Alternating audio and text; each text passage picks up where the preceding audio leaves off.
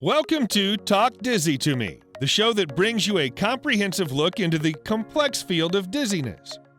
Now, here are your hosts, vestibular physical therapist Dr. Abby Ross and Dr. Danielle Tolman.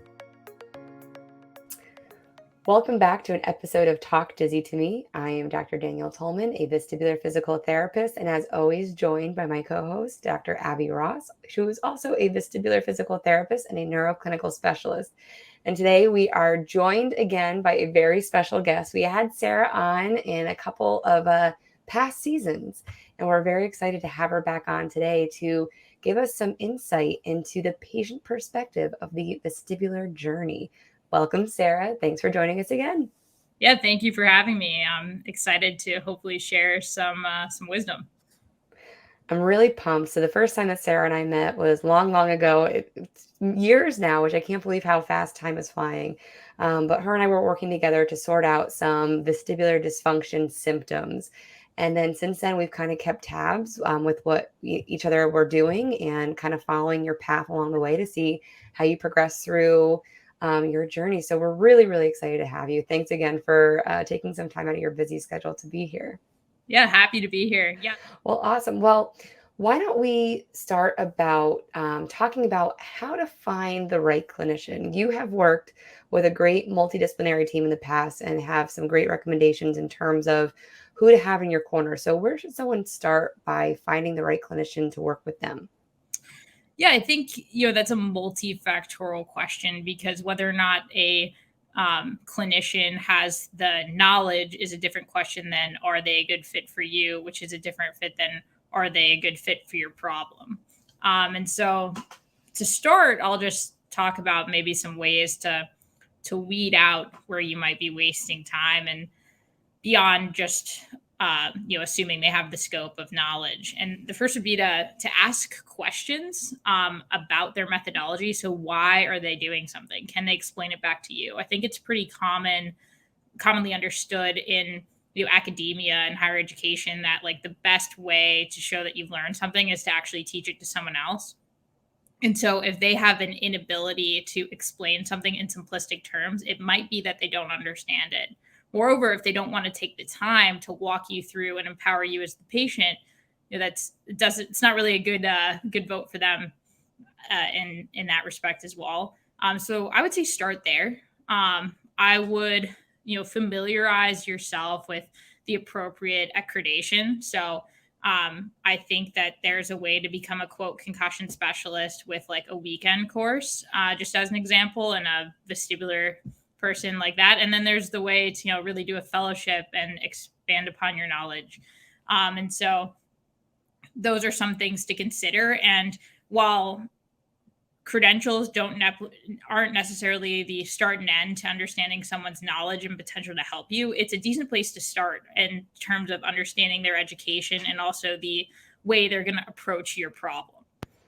Understanding where they're coming from, their background, but also taking the time to maybe call the office and ask if you can speak to the physician. If they have the time to talk to you and kind of make you feel good about coming in and working with them, then they're going to have the time to sit down and explain things and actually work with you.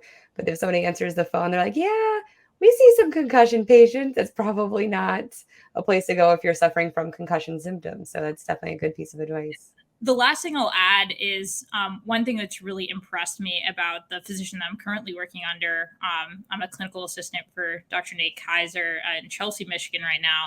And he goes through his exam basically wanting to prove his hypothesis to himself. So there are no assumptions when you walk in the door, no matter what your presenting symptoms are.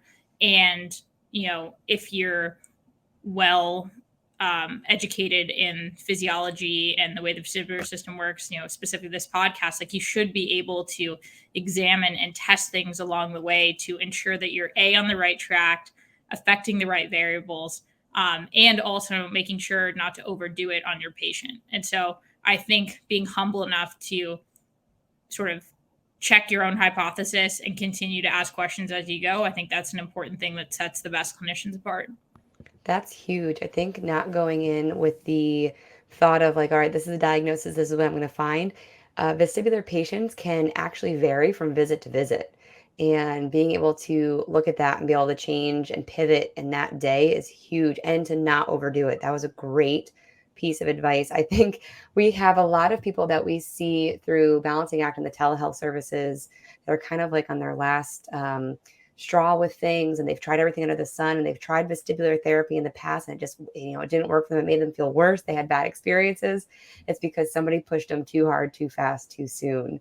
And I think that that's definitely something very scary for people going through symptoms of vestibular dysfunction to experience that, especially with a clinician who's supposed to know what they're doing and how to make them feel better. And that's a problem.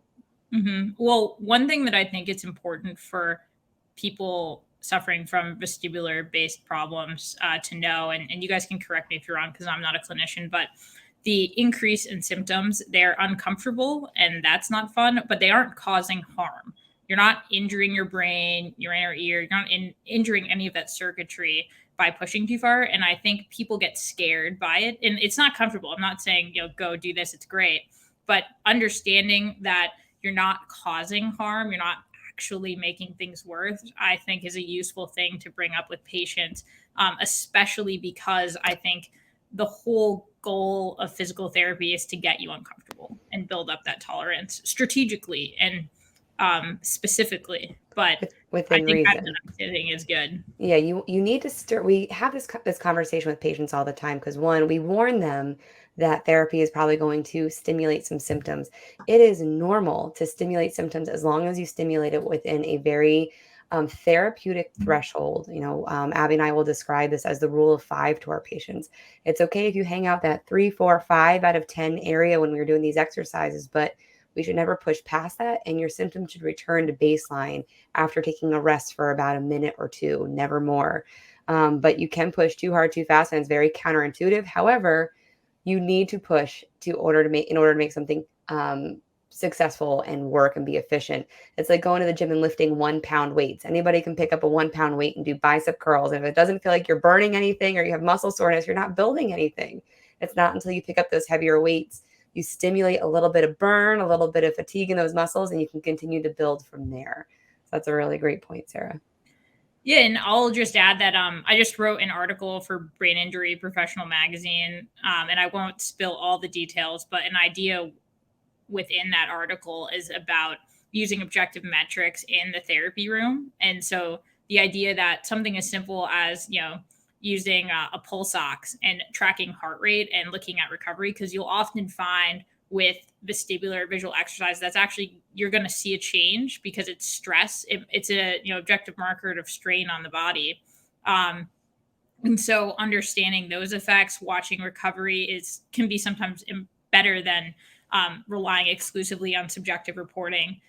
Because I know at least I had a terrible time of being able to distinguish severity. And also I had this, I just want to get better, I'm going to fight through mentality, which was sometimes to my detriment. But I think there are a lot of opportunities to use objective metrics, be that like eye capture technology, heart rate, and even just your ability to engage with someone. So like when you're the clinician, you have this opportunity, like you can probably see when you're starting to lose someone, their eyes don't focus as well. They look tired, like, that look. And so being able to use that as well to your advantage.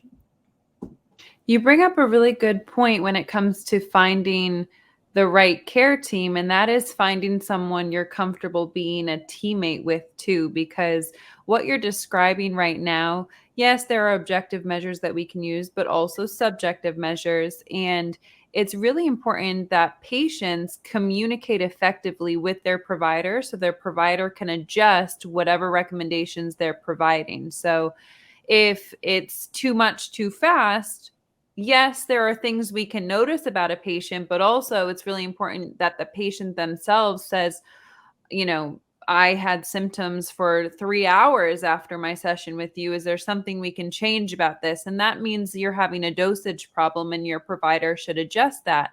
Can you talk a little bit about then, well, first of all, you're into sports, you know what being a teammate is. And I really like describing the patient-clinician relationship as a team. Can you describe how you develop that teamwork or team framework with your provider? Yeah, so I actually sort of look at it like they're the coach.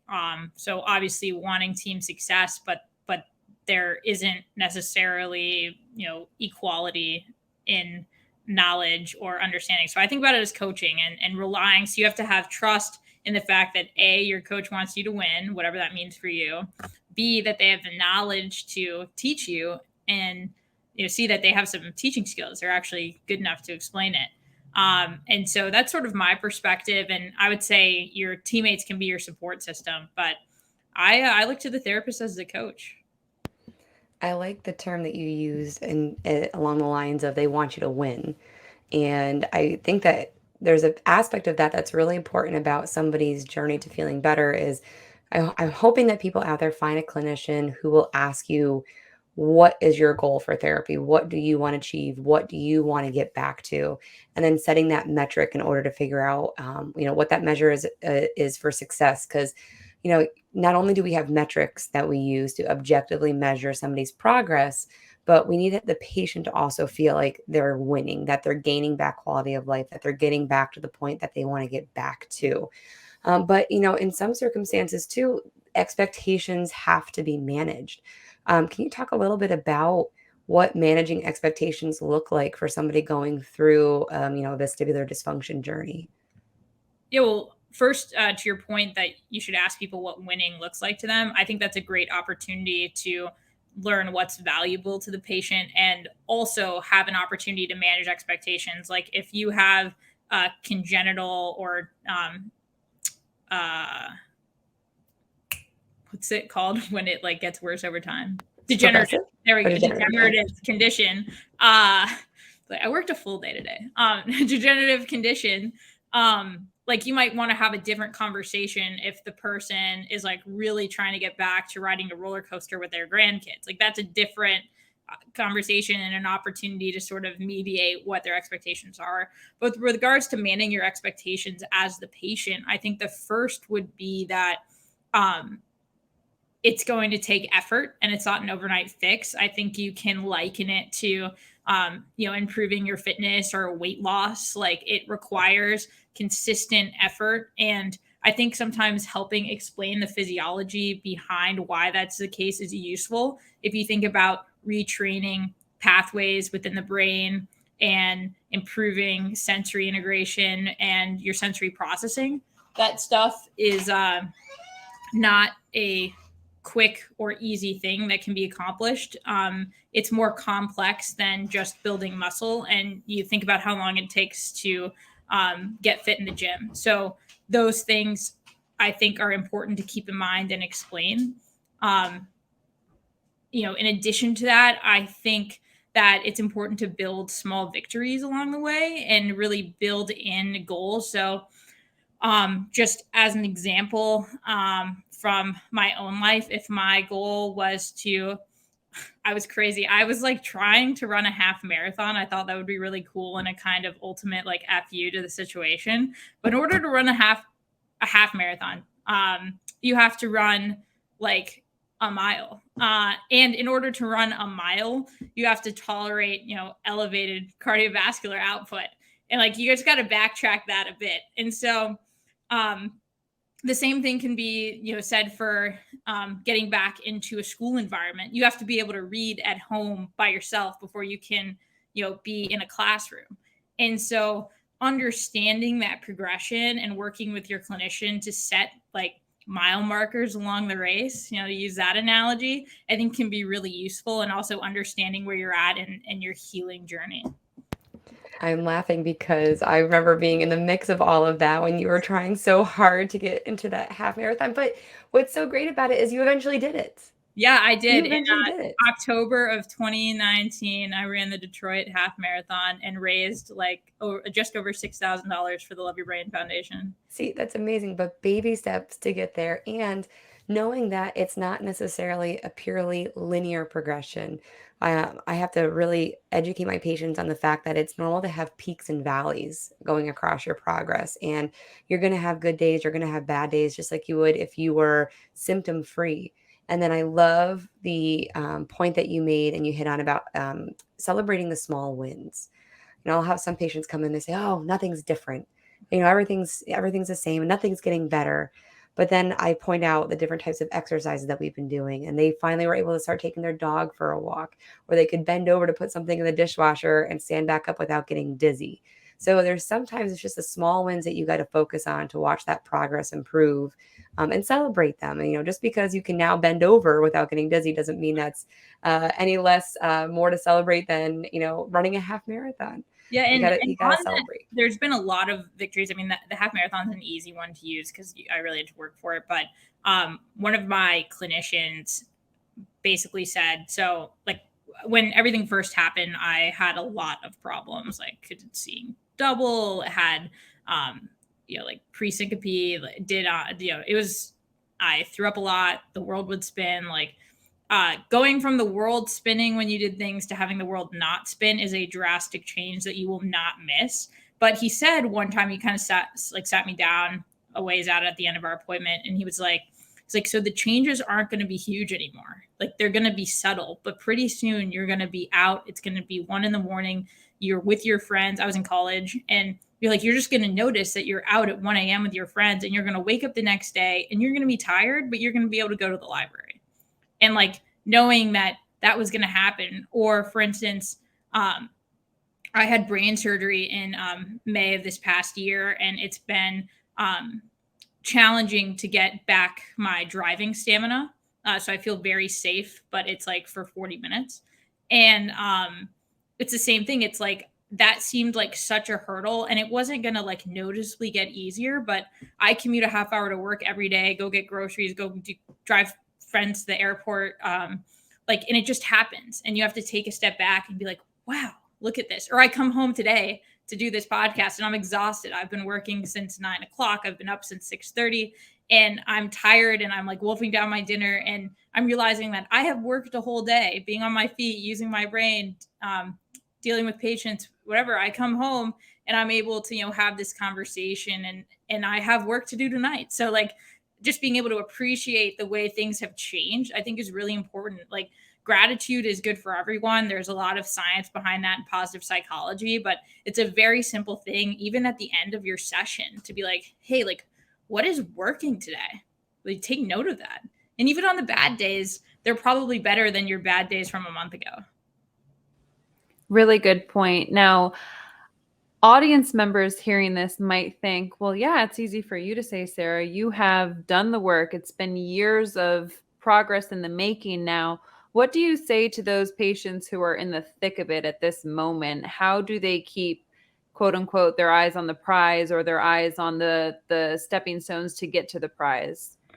So a few things for that is like I, had brain and neck injuries in 2014, had to deal with this problem that sort of manifested this past year. And, I still do things every day to set myself up for success in terms of, optimal functioning. And I ask a lot of myself.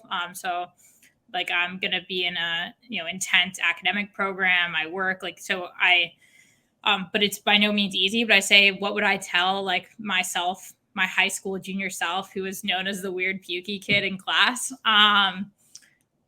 Like just to grit your teeth and hang in there, and to believe that there's something better. So I think one of the things that's really useful is understanding the mechanism of why you're feeling the way you are.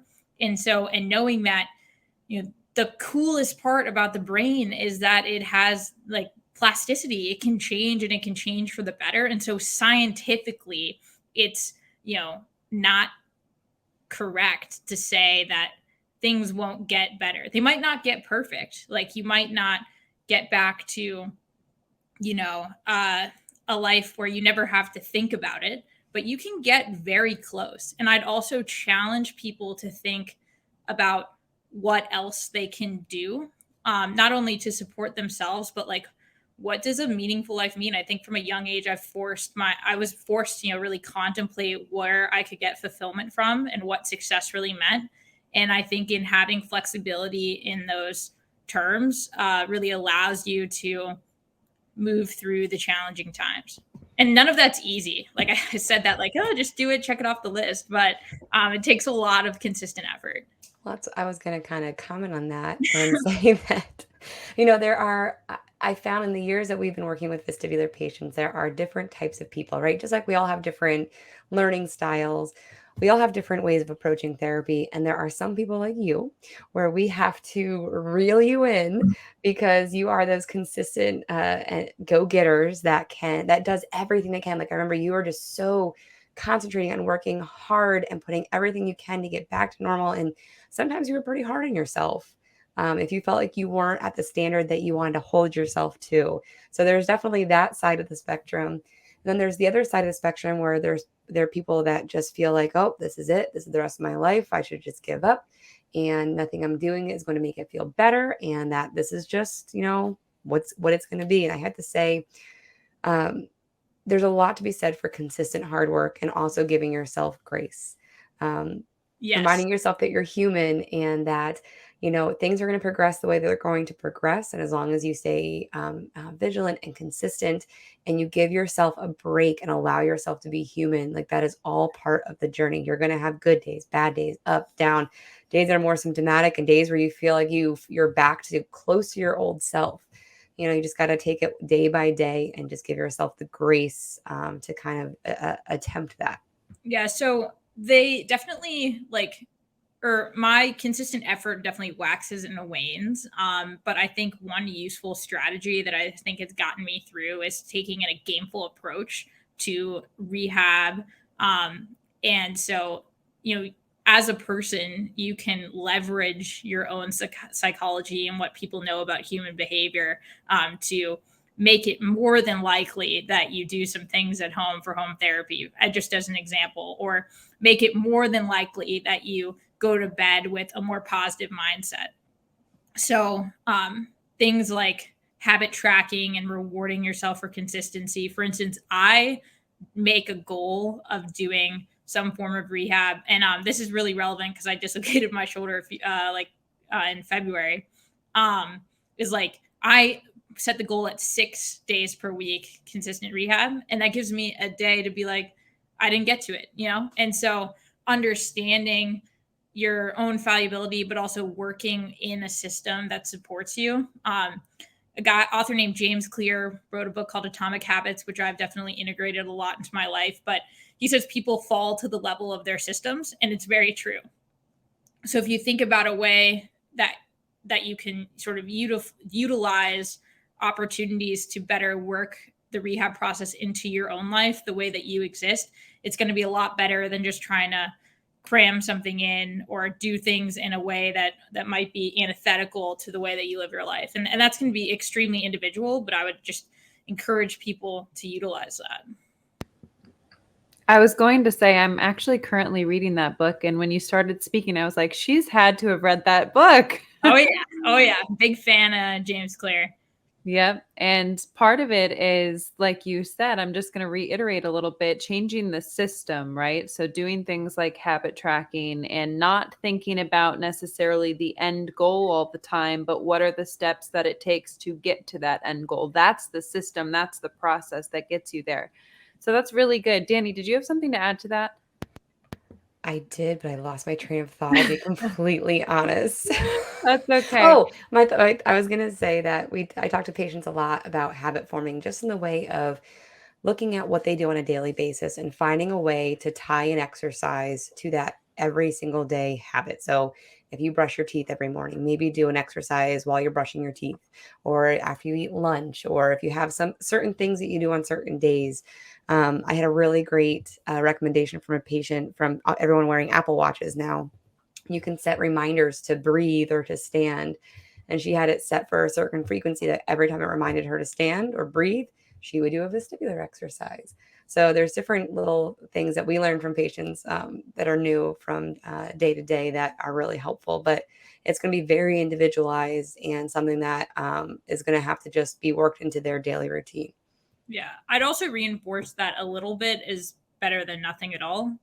Much like exercise, I think you might not be able to gain as much traction, but if you only have 5 minutes that day to do one thing, then do that that one thing, and that can make an impact. I think when people are given a list of things, especially if they have an order, or like it's an all or nothing mentality, and I think there's a lot more room for nuance there.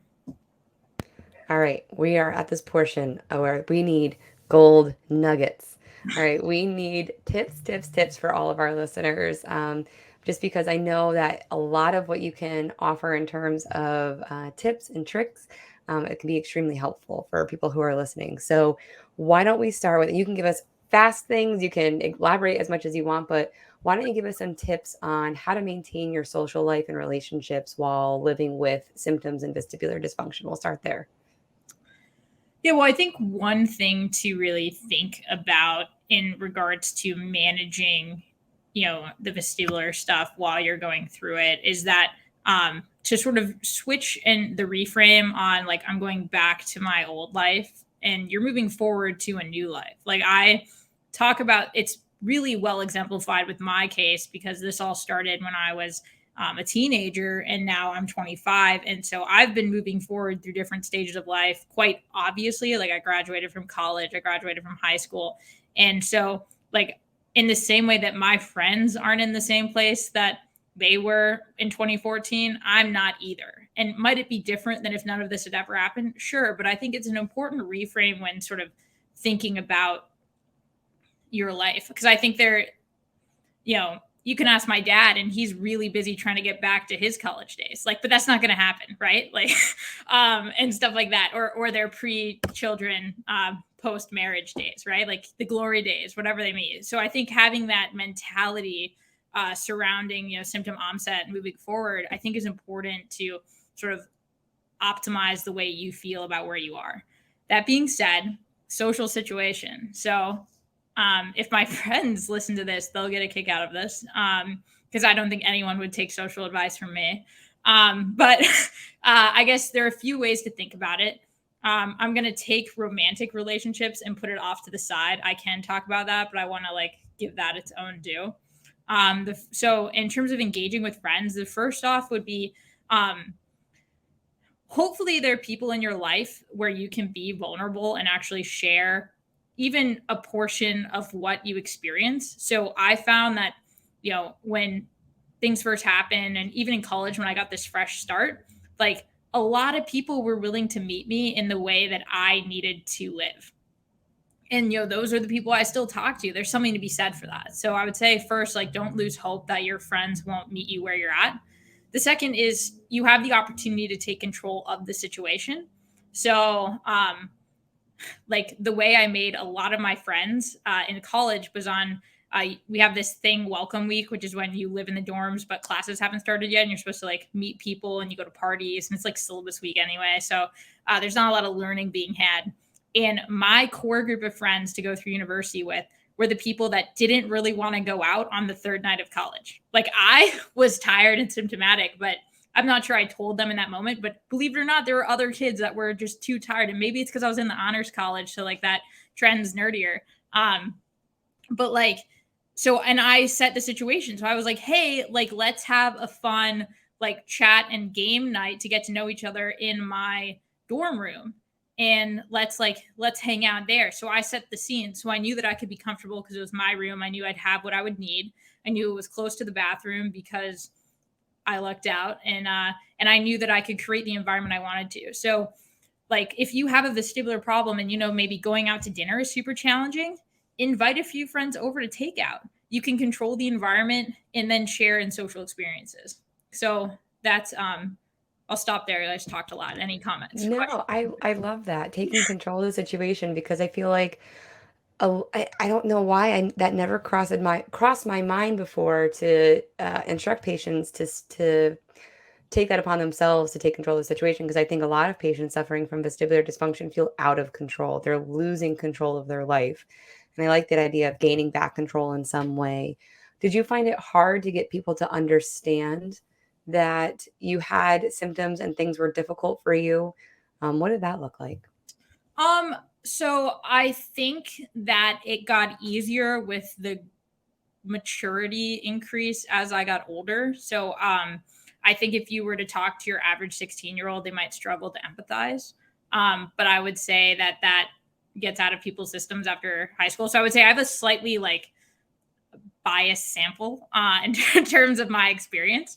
But I think that most people were understanding if I explained it to them. And I think that's the catch. So, for instance, canceling due to symptoms is a very common concern within this population. So, canceling with no explanation or canceling because of some made up explanation or I just don't feel like it is very different than saying, hey, I'd really love to see you right now. Trust me, but I really don't feel well and I need to take this time for myself, but can we catch up next week? Or can I call you later or something like that?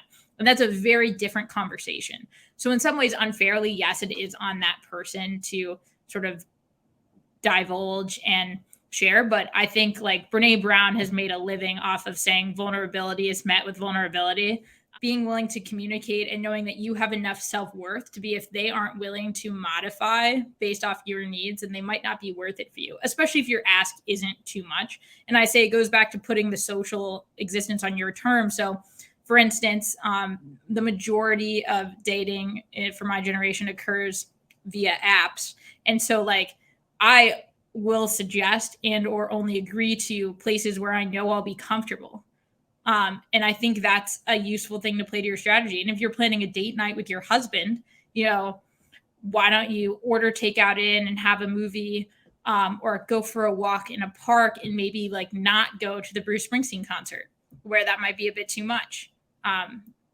Just as an example. So yeah, I feel like I rambled there. No, I mean, I can add from the longer term perspective in marriage and all of this because I've been having some health issues of my own the last year since having my daughter, and it kind of hit us from out of left field of why I was feeling so terrible, and it's just been this thing that's nonstop and constant. And something I also hear from patients who have had chronic symptoms and living with their spouse is that it's the recognition that it's equally as hard on them as well, that they don't enjoy not knowing how to help their loved one, and that feeling of helplessness that they have no idea how to make them feel better in a moment of when they're feeling terrible.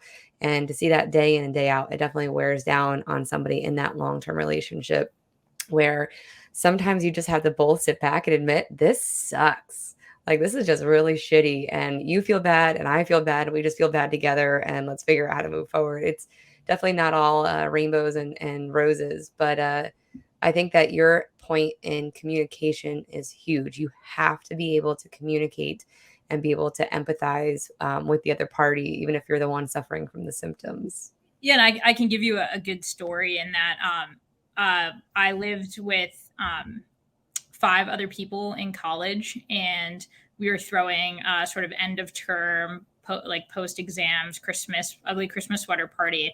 And so I've known these people now for 3 years. It was our junior year, pre-COVID, by the way, because I'm about to say we were at a party. It's 2019 and December 2019, right before things got crazy. And I came down the stairs, and one of my roommates basically showed me. They were like, "Oh, we have the Sarah friendly zone," which was like without the strobe light. And then I didn't even ask to ask for it. But after a few years of knowing me, they wanted to create a party environment where I could be involved in.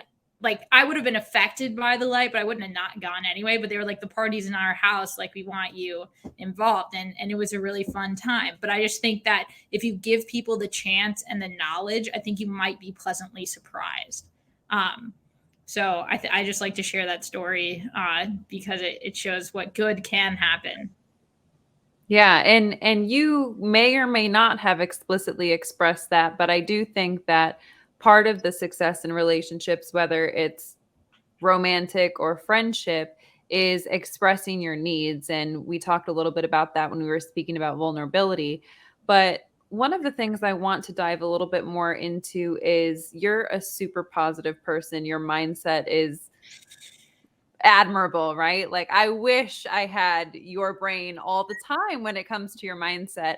And this patient population, whether they're super positive people or not, inevitably these symptoms can affect their psyche. So can you talk a little bit about how you maintain such a positive mindset throughout all this? Because anxiety and symptoms often go hand in hand. Yeah. So first off, thank you. But also, I'm not sure if the people closest to me would describe me as this continuously positive person.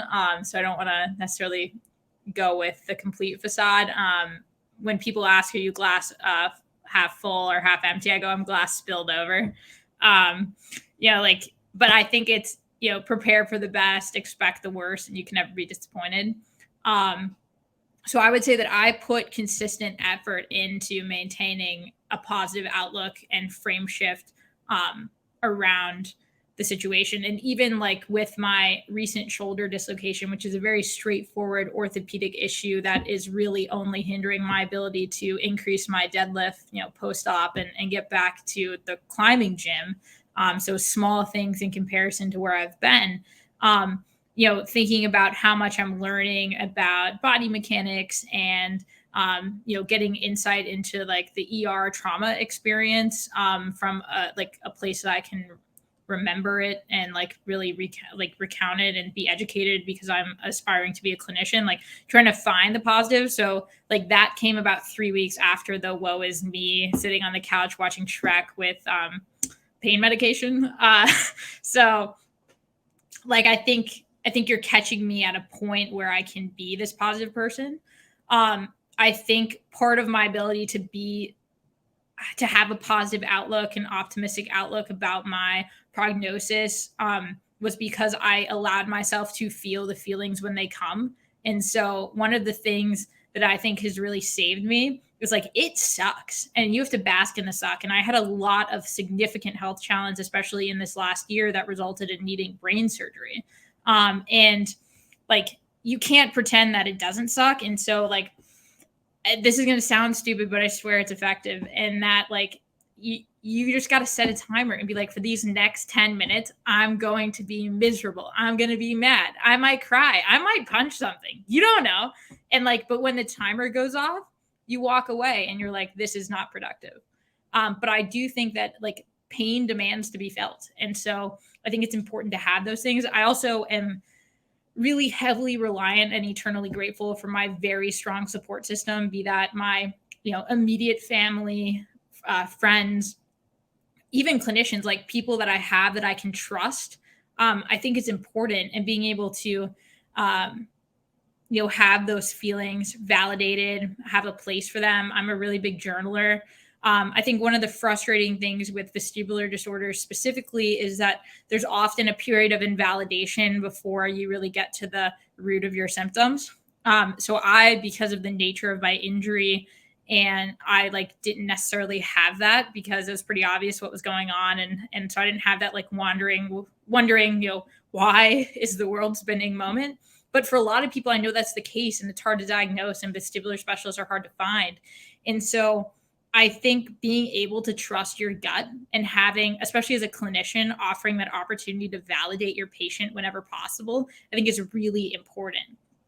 And, especially to, women and, people of color and people that might not be treated as nicely within the healthcare system that we know statistically often get more dismissed. I think it's that much more important to really play a role in that.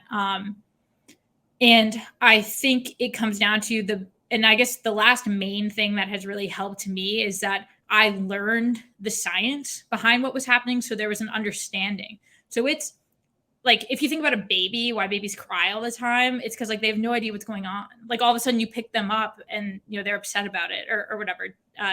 Danny can speak to this because she's a relatively new mom, but like babies have no idea what's happening. So things are scary. Like peekaboo, like that's scary sometimes for babies, but with an adult that knows what's going on, that is, just amusing or whatever. And so, if something's happening in your body and in your brain that you don't understand, I mean, that's terrifying. But so I've found that with every layer, I mean, I went and got a degree in neuroscience, like with every layer of understanding that I've uncovered, I think that it's so much more easy for me to accept. Like understanding breeds acceptance. And so I think that's important. And the last thing I'll say is community. So I have like the great privilege of working with the Love Your Brain Foundation to create opportunities for community within the adult brain injury community. So that could look like week-long retreats, online yoga, and sort of support group style conversation. And I think that finding other people, like the whole reason you have me on the show is to provide a voice that people can be like, yeah, I agree, or, oh, that's me, I feel so seen. And that's so important. You are absolutely correct in the sense of validation, patient education. I mean, that right there is massive, and community. You know, Abby and I worked with the Vestibular Disorders Association for, many years, and truly believe in raising awareness and the community that's being built there, as well as along, Love Your Brain and the Dizzy Cook and all these other platforms that people have utilized to get people to be made more aware of what's going on. But validating somebody's symptoms and what's going on, and then educating them about that is sometimes the first step into making somebody feel better. I can't tell you how many times I've had evaluations where it is not appropriate in their point of their timeline for them to start vestibular therapy and rehab exercises, but just the education they took away from being listened to, validated, and educated about what was going on and what their next steps are, it almost lifts this big weight of anxiety and what ifs off their shoulder, helping them feel a little bit better. So that is massive. Now, aside from, the majority of our life is social connections and everything along those lines, but we also have work and we have school because we have to be able to pay the bills and rack up more student debt. But aside from that, how do you manage that work, school type of normalcy with symptoms? What did that look like for you going through undergrad with symptoms? Yeah, challenging. High school too. Really, really challenging. There's like no way to sugarcoat that.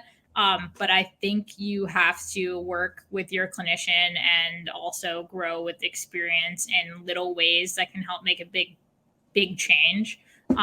So like thinking back to the way olden days in terms of like where I was in the classroom mattered. And that's something that your clinician might be able to point you in the direction of if you don't already sort of know based on experience.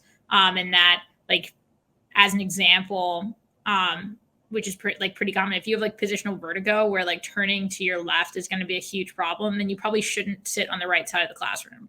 Like that's just going to add insult to injury. Things like having printed notes for you, or if you have an opportunity to use speech to text software, or just any number of things that can help you cope within the environment. I think it's entirely individualistic, and I think it's good to know that it'll take some trial and error, but also know that it is possible. I think one of the things that I really had to combat with, particularly freshman year when I was, in the honors program at the University of Michigan, is that I sort of had this doubt in my believing I should be there. And I waited time after high school to like heal better.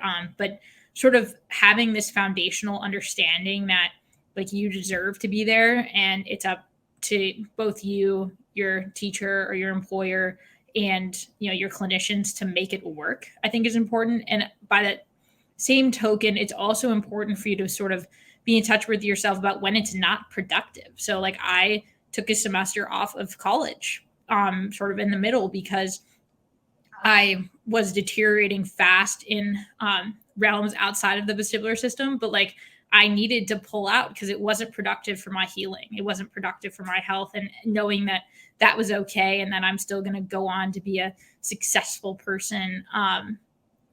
Hopefully, fingers crossed. But like that, it's not going to screw you up for life just because you take a break. And I think with employment, it can be scarier because of the opportunity cost of working and income and saving. Like there's a lot more nuance and complexity to it, but maybe it means a different type of job for a little bit. Like think creatively. I think patients know themselves best. You'll know what works and what doesn't. And I think finding ways to create an environment that best suits you is important. And also know that, like, if I had never gone to school, I wouldn't have been able to do all these other things. And so, like, pushing your discomfort in a safe manner is important. And, like, I could have waited for 10 years before going to college, and I'm not sure I would have gotten any better to start. But by going to college, getting in those environments, learning to navigate them, I'm now go back to school. and do things all over again in a different way. And so I think like I was nervous to start working in the real world in quotes. But like you don't know unless you try. And watching yourself rise to the occasion is really gratifying.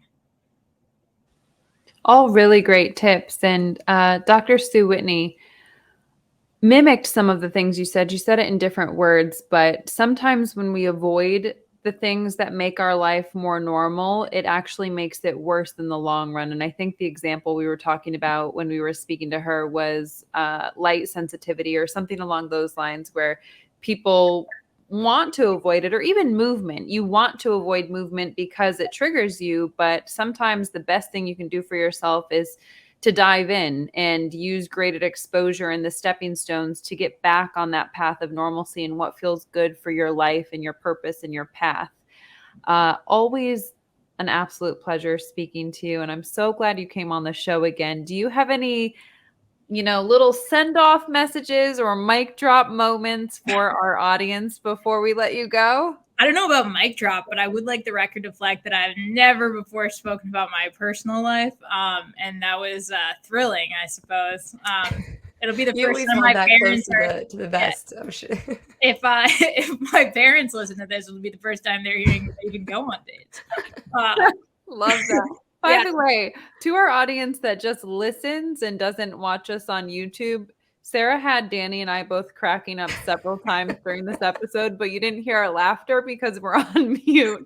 And I think the comment about my dating life goes anywhere from 3 dates to 6 months. I was cracking up over here. Well, I think very relatable. Yeah, honesty and disclosure is important, and I'm still young. And to be fair, like I have been dealing with a variety of health challenges that would limit the extra energy required to go through interacting with the opposite sex. I mean, can you say otherwise? Yeah.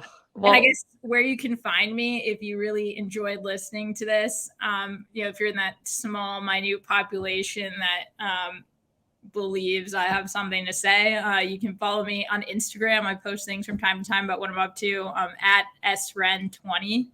And if you have any interest in the programming for adults affected by brain injury that are really incredible and rooted in sort of holistic well-being, you can check out loveyourbrain.com. I think that what they do saves lives. Also, check out Sarah's podcast that she put on for a limited number of episodes while you were an undergrad, I believe, right? Yeah, it was my senior capstone project during COVID. I loved it. It's called How to Student. It's on wherever you find your podcasts. Even right off the bat, there's a lot of golden nuggets in those episodes. You had Dr. Nate Kaiser, who's actually also a guest of our show in a previous season, but talking about motivation and time management. I thought that was a really valuable episode to listen to. And there's other things you talk about, such as gratitude and learning and money and mindfulness. So definitely check out that is How to Student. Yeah, I would say, the DMs are open, but for dating advice only. Noted. So remember, if you want to find her on Instagram, that's at sren20. Shoot her a message, follow her. Sarah, thank you so much for coming on and joining us today. This has been amazing. Thank you so much. Yeah, thanks for having me. You were a great audience. We'll talk to you guys soon. The information on this podcast is not intended to replace the care provided by your qualified health professional or to be a substitute for professional medical advice, diagnosis, or treatment. Always seek the advice of your physician or other qualified health provider with any questions you may have regarding a medical condition. Never disregard professional medical advice or delay in seeking it because of something you have heard on Talk Dizzy to Me. Please contact us at Balancing Act Rehab if you think you could benefit from vestibular therapy.